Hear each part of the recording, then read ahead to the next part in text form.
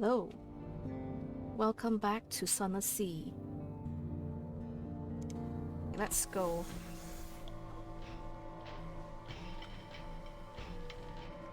Let's go to Khan's Heart for a port report, and we'll see what we can do there. But I remember that we got all those drowning pearls from the Phantom King's hold that we could give to the dude in Khan's Glory, and we'll do that. Let us slowly sail through here with this weird new music.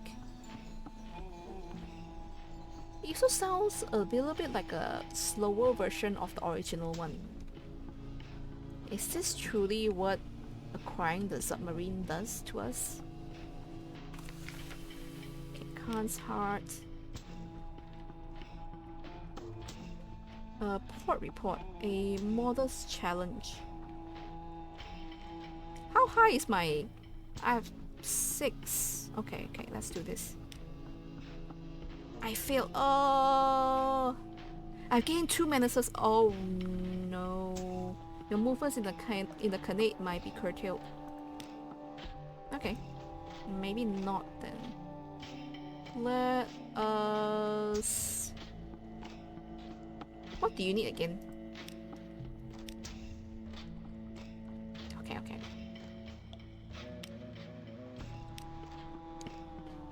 What is this? A panic wave. There's someone in the shadows trying to draw your attention with equal parts discretion and desperation. Well-intended questions. The impolite investigator shakes your hand with extreme vigor. Good day, citizen. When do we leave port? Can your ship outrun the Khan's best? Not that you'll have to, but it'd be comforting to know that you could. Take his hint. He needs to escape and you can get him away. I could ignore his hint. His incessant questions are irritating. You don't want him aboard. I'll take you. I'll welcome myself aboard. Where is my bunk? He heads up the plank before you. He continues talking, expecting you to keep up. The Kurganians didn't seem to like me asking questions. Not many people do. It's made me unpopular in most ports, but there's still one I haven't tried. Could you take me to Hideaway? It's beneath the waves. On the back of a gigantic beast. You cannot miss it. Okay, I'll have to take him to the Hideaway. What does a Genial Magician need again? Let's check. What? Oh! I have exactly these things. Wait, you need 5 secrets? Really? You need 5 secrets? Or I could call in a favor from the Kurganian Navy.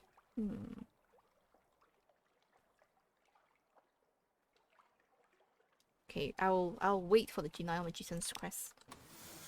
Let's go to Khan's Glory.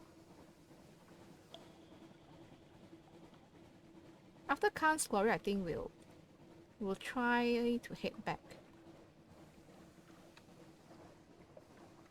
We'll give the drowning pearl to the Khans. I think is it Timon? Was it Timon that wanted the drowning pearls? I think so. But we shall see in a moment. As we approach Khan's Glory. Timon. I guess they're clans, yeah. They're clans.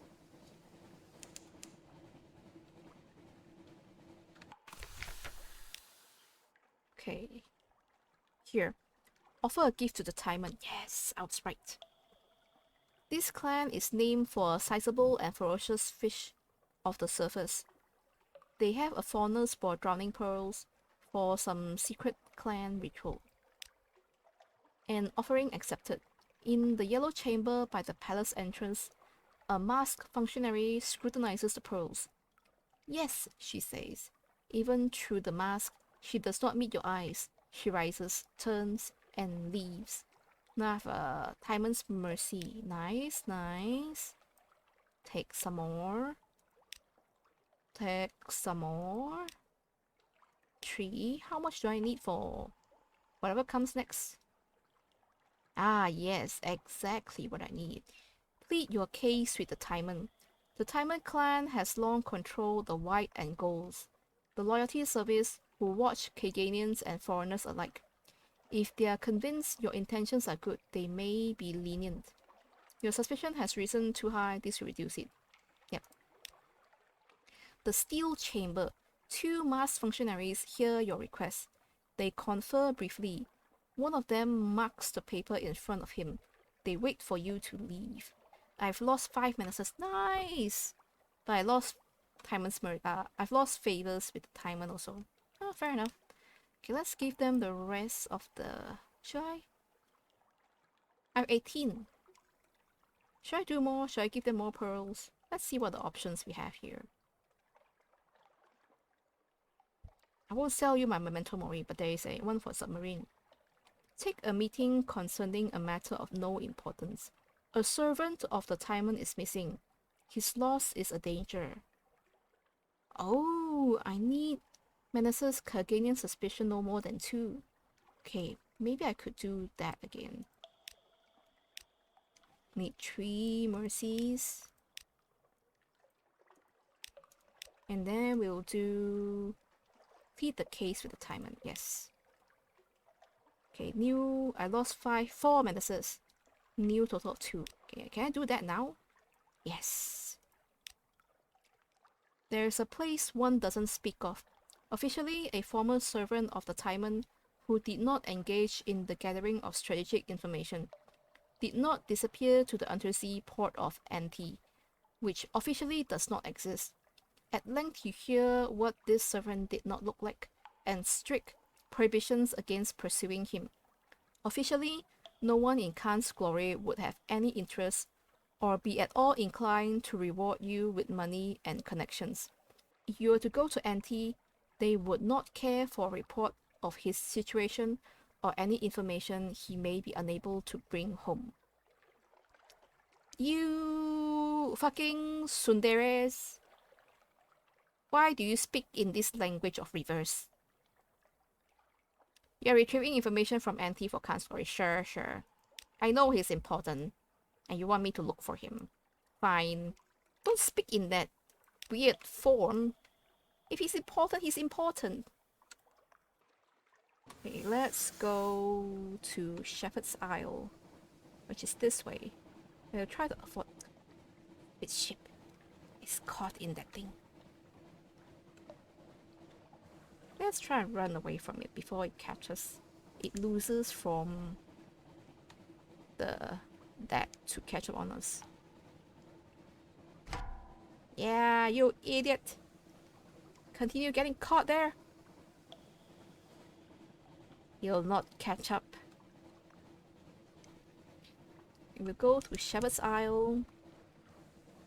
And we'll do one of the other things there. Last time we did the 3 pillars. What else is available? Is this more new soundtrack?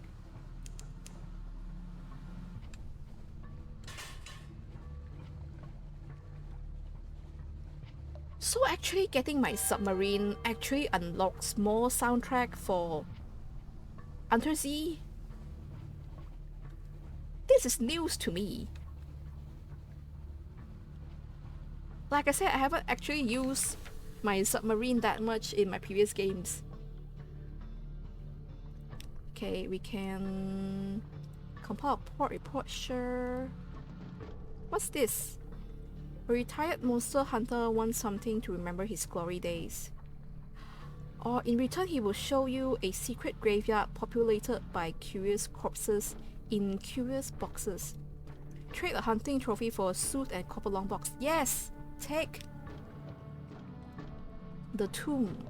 He takes your trophy and nods. Wrestled one of these devils once. I'd show you the scar, but decency forbids. How? Did you wrestle this devil? That would scar you somewhere that you cannot show us? What is this? What is this? What type of wrestling is this? Okay, I will not ask more questions. He leads you to a low cliff. Leaning over, you see a grassy stair cut into the rock. It leads to a dripping cave. Against one wall, coffins are arranged in a careful line. Some la-di-da London family bring their dead here. Sail up in a black ship they do. Help yourself to the oldest one. They won't notice. Okay. I know where I could bring this. To Station 3. Do we want to go there now? Do we want to go there now? Why not? Because I have limited supplies.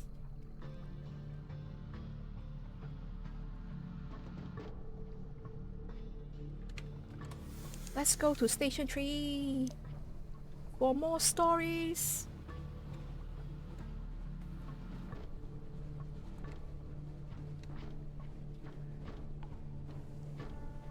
We are a little bit low on supplies. We probably will need to find supplies somewhere soon. I think Abby's rocks have supplies, if I remember correctly. What's... Oh, I could eat you. I could eat you.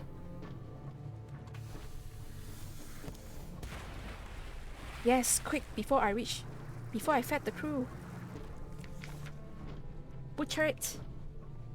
Nice.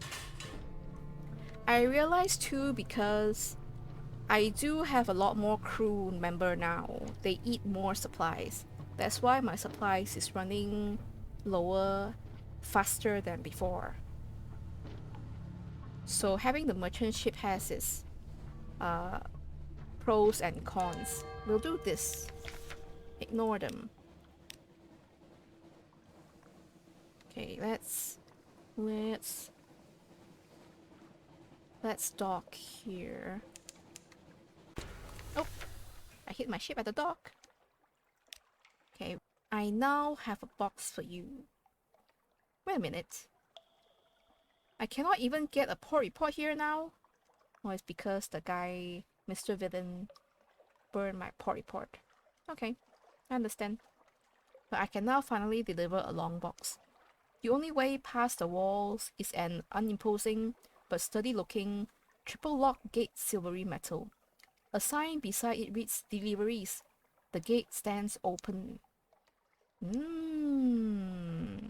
Finally. You need a long box to enter Station 3 and explore further. I do. Make a delivery. There is cargo in the whole mark for this destination. A long, low, heavy box. It'll be fun getting it up the stairs, no doubt. Up a twisting staircase. There's a great deal of grumbling from the crew. The stairs are sharp-edged and wet. The box is heavy, and its contents inclined to shift. After a few slips and a bad bruise to the shin, you resort to placing crew members along the stairs and handing the box along. Fair enough. There's a warehouse at the top of the stairs, but it's not apparently your destination. Another sign points along the narrow path up towards the building with the spire. Deliveries, it says, more aggressively this time. Someone in the spired building is singing. The song sets your teeth on edge. What type of singing is this? At the top of the stairs, you have a long, heavy box, a winding path ahead that runs perhaps a quarter mile through the mist. A crew that is beginning to mutter about having to do landlubber work. There's a warehouse just to your right, but the sign says deliveries are to be taken onward. Says it rather emphatically, in fact. Okay. At the top of the stairs, I could do a few things. I could break into the warehouse and leave the box there. Or carry the box onto the building with the spire. I could send ahead to the building for extra hands.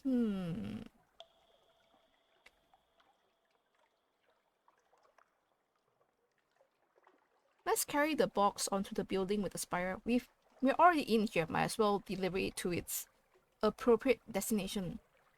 Going the extra distance might mean you can charge more for your efforts. Indeed. I succeeded, yes. A grudging reward. The path is slippery and lined with mushrooms. You and the crew have to stop 7 or 8 times to set down the boxes and blow on your hands.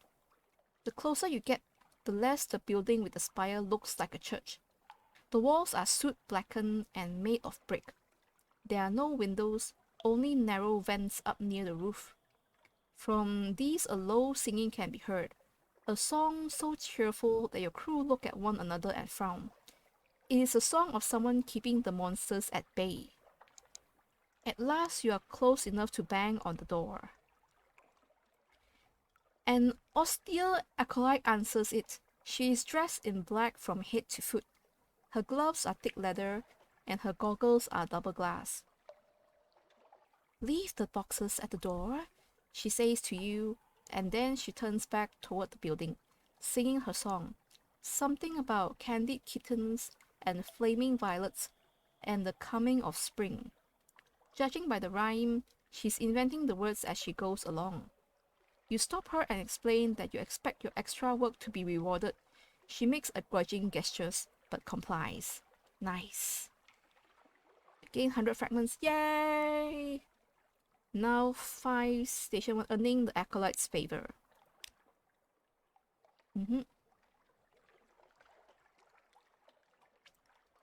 Under the steeple, the austere acolyte directs the arrangement of the long box in the room under the steeple.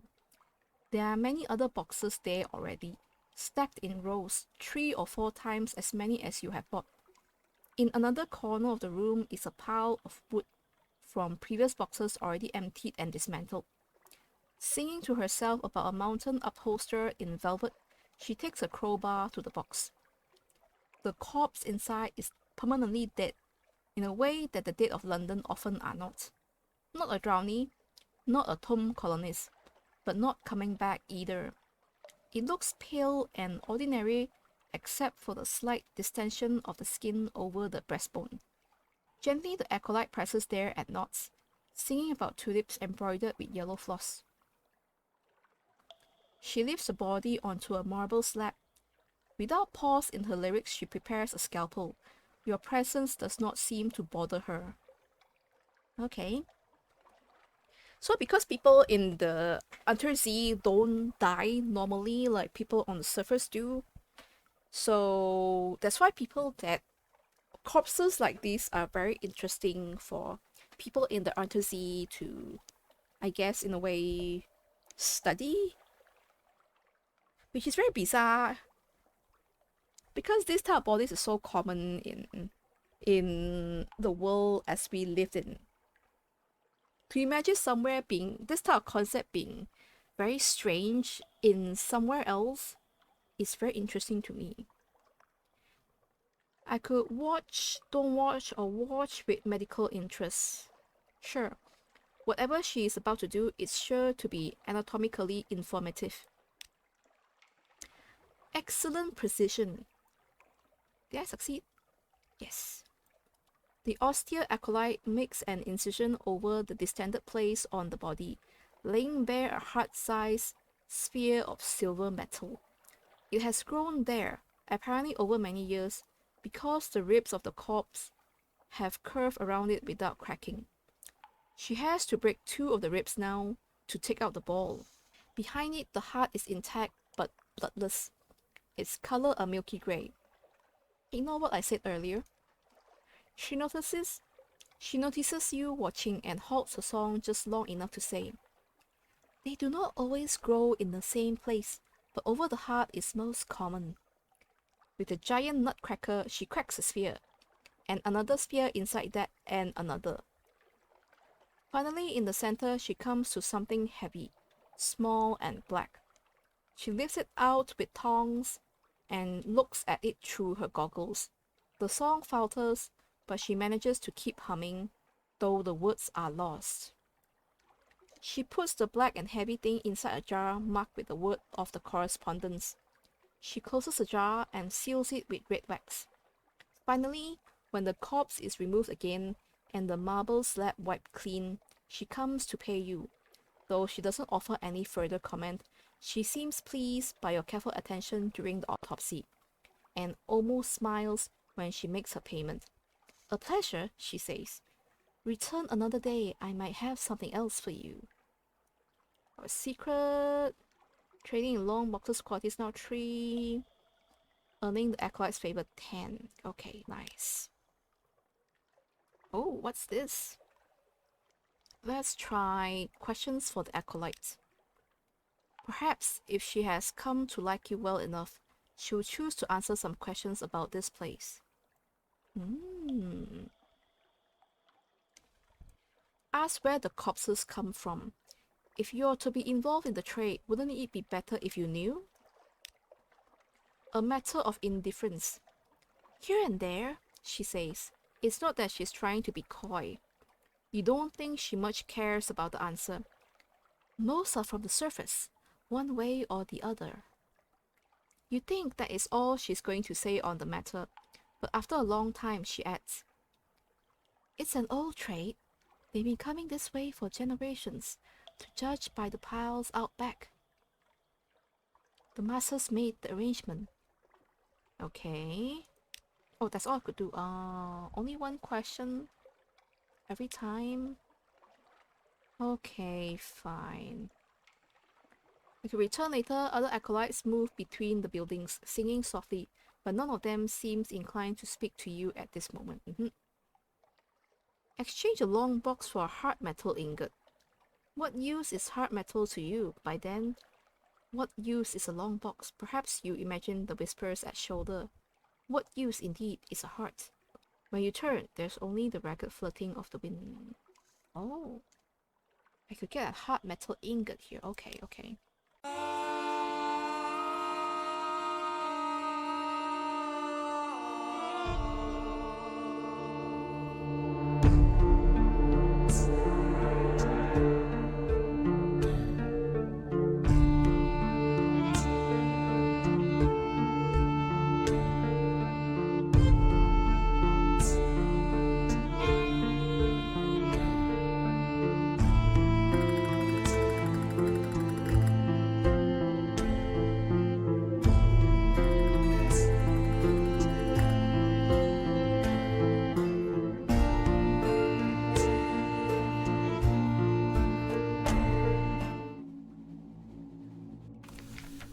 You're back at the Mole Island with the Iron and Misery Company funging station.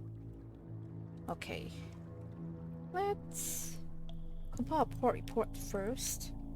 I remember I could actually get supplies here. Here. Gather supplies. Let's gather some supplies here. 1 supplies, nice. Gain 2 terror as well. Let's do some more. Oh no.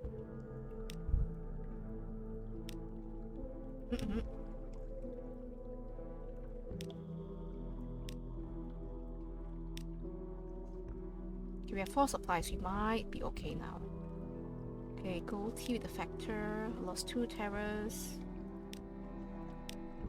Okay.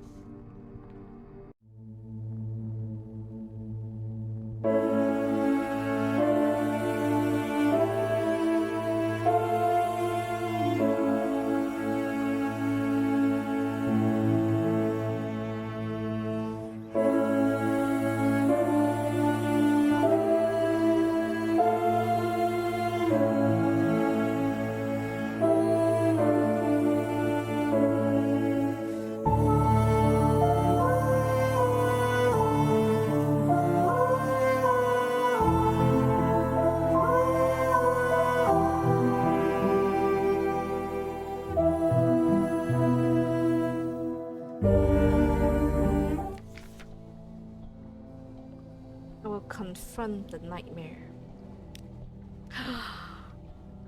Something above. You dive cleanly into the water. It is scalding hot. Your skin peels away like old paper. Beneath you, the eye rises. Your descent will take you directly into its dark, impossible pupil. Your lungs are bursting. You will wake, die, or both. The eye opens all the way, and in its glistening center you see the reflection of the god that lives in the roof. A lost, lorn, angry thing of lightnings. A lone exile. You wake. You have passed through the nightmare and out the other side.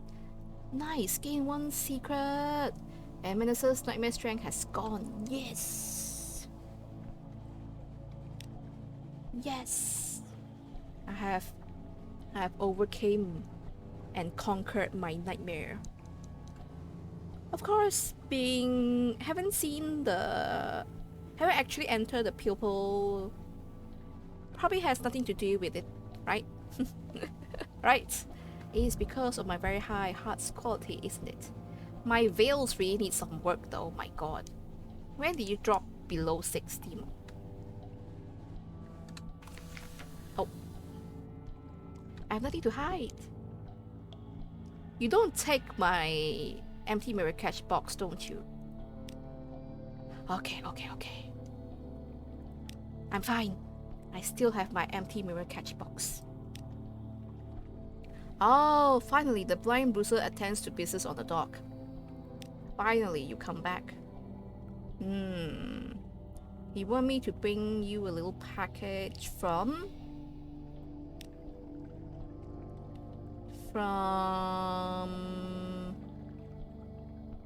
Khan's heart.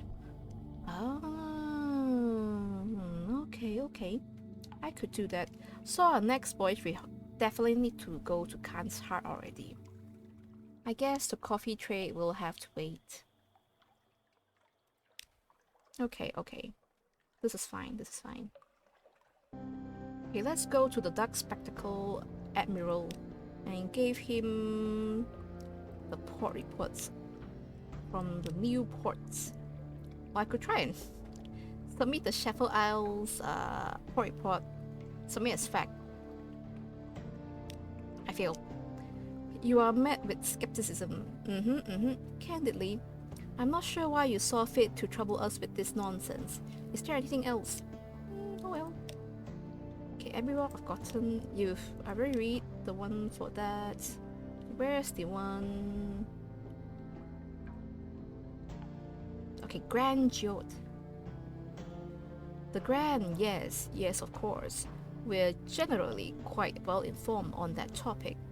But since you're here, perhaps you may as well let us know what your own impressions were. Report submitted. The Admiralty official takes notes scrupulously, but with an expression of mild terror, like a novice vivisector wincing with a scalpel. The rest of the office studiously busy themselves with other tasks. Why are you so afraid of the report from Grand Geode? Okay, let's hand in all these that we've read before. Port Cornelian. You know, I sometimes wonder whether that place was a good idea. I didn't say that. Okay, you didn't say it. Sure. The Chalone. Khan Shadow, yep. Barchas. The Mirrored City, eh? Still think we're the barbarians, do they? Indeed, they do. King Eater's Castle. Ah. Despair's fastness. Nothing else to say? Sure. Okay, Rose Gate. I bought his cigars when he was still in London.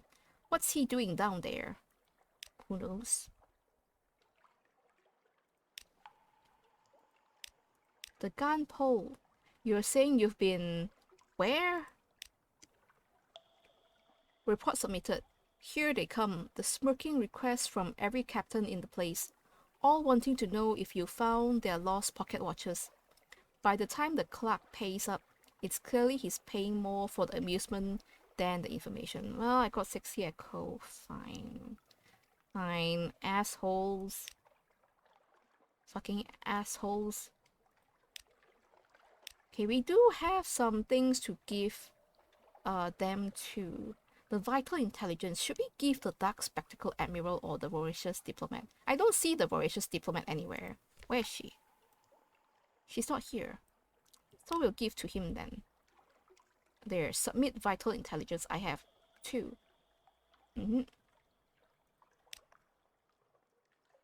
Enthusiastic notes. Yep.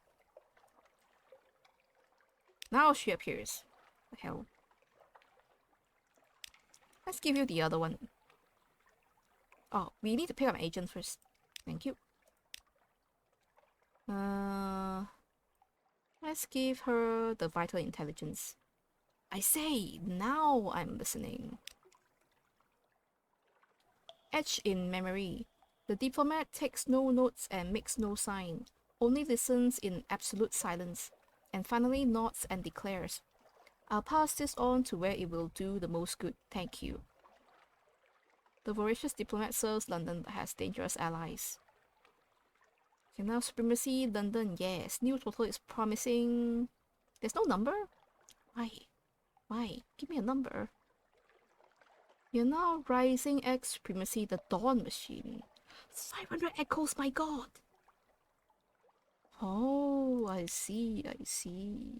I could give her recent moves in the great game. 50 echoes, okay. Okay, let's go back to London. Don't the Rose Market sometimes want moves in the great game? Do you want them now? No, they want unread locks. Okay, I think it's time for us to give a visit to Claremont's tattoo parlor. You're a real sailor now, after all. You could go to one of those tobacco and prey places by the docks. But the prices at Claremont's are reasonable, and his daughters are real artists. But what sign will you choose? I think we'll take a Veils one because our Veil is pretty low right now. Okay, this one. A Wheel of Mist. Commemorate your sailor's skills. This will increase your Veils by 2 permanently. Yes. Yes. The gold needle pricks. Lily Claremont hums. The design is complete. A ship's wheel, but with a curious elaboration on the design, like an optical illusion. We are not the messenger, but the message, Lily intones. You frown, she dimples. Oh, alright. That's just something Mr. C says to sound impressive. I don't know what it means, but I like the design. Okay. Gain 2 veils, lost 25 terror. Lost 1 echo, yes. Your own sweet skin quality is now the Wheel of Mist. Why do I still have that parrot tattoo? I do, don't I?